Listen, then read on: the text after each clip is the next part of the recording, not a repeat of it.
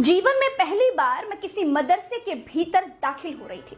मैंने देखा कि मदरसे में मस्जिद है, मदरसे में हॉस्टल है, मदरसे में क्लासरूम्स है जिनके नाम उर्दू में लिखे थे। मैंने देखा मदरसे में प्रधानाचार्य यानी प्रिंसिपल का कक्ष है, वहां एक कंप्यूटर है जिस पर एक व्यक्ति काम कर रहा था। मदरसे में मैदान भी था। मैंने मदरसे में कैंटीन भी देखी, लेकिन मुझे तलाश थी आतंक के अड्डे की। मदरसे में कहीं वो आतंक का अड्डा दिखाई नहीं दे रहा था जो अक्सर न्यूज चैनलों पर दिखाई देता है। मदरसे की किसी मौलाना की दाढ़ी में मुझे आतंकी नहीं दिखाई दे रहा था।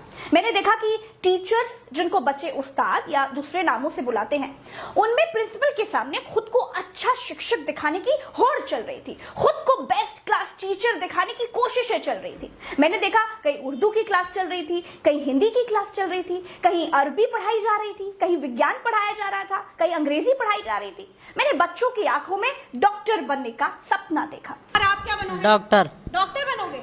मैंने बच्चों को मौलवी बनने की बात कहते हुए भी पाया। आप क्या बनोगे जल्दी बता दो। मौलाना।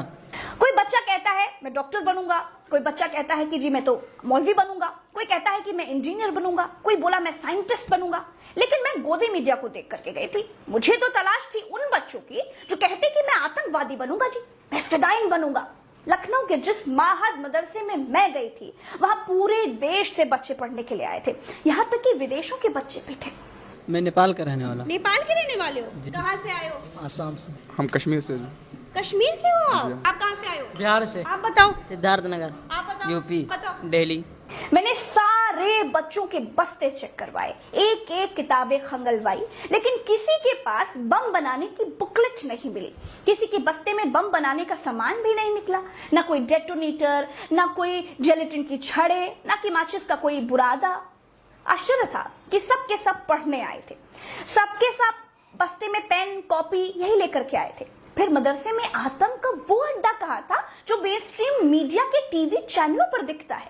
अगर टीवी वाला मदरसे में आतंक का अड्डा नहीं भी खोज पाता है तो भी मदरसे को आतंक का अड्डा बताता है। इसी नाम से प्रोग्राम का शीर्षक रखा जाता है। टीवी ने बहुत जहर बोया है। जहरीली टीवी ने बंटवारे और नफरत का जहर बोया है। दोस्तों, मैं जैसे प्राथमिक विद्यालय जाती रही हूँ, बिल्कुल वैसे ही मदरसे के बच्चों के बीच भी पहुंची थी। कॉपी किताबें चेक की, उनका जर्नल नॉलेज चेक किया, क्लासेस देखे, कैंटीन्स देखे, हॉस्टल्स देखे, मस्जिद देखी। लेकिन माफ करिएगा, आपकी ये पत्रकार मदरसे में आतंक का अड्डा खोजने में बिल्कुल नाकाम रही। मुझे जो देखा मैंने वो बताया, वही आपको दिखाया। अस्सलाम वालेकुम वरहमतुल्लाहि वबरकातुहू। जय हिंद साथियों, ये हमारी बहन कितनी अच्छी है।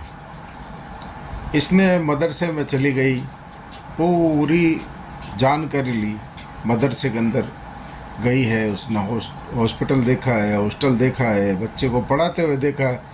और लोग कहते हैं मदरसों में ऐसा होता है वैसा होता है। देखिए, 100 बात की एक बात, इस बहन को मेरा दिल से सलाम है, तहे दिल से।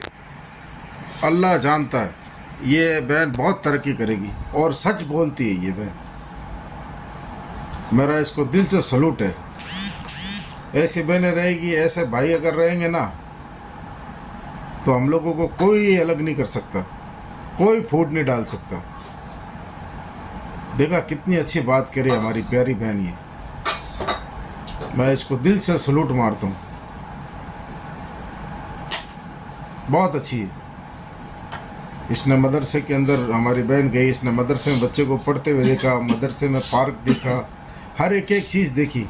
उसने एक ही बात बोला, मुझे बहुत अच्छा लगा। अस्सलाम वालेकुम, जय हिंद साथी।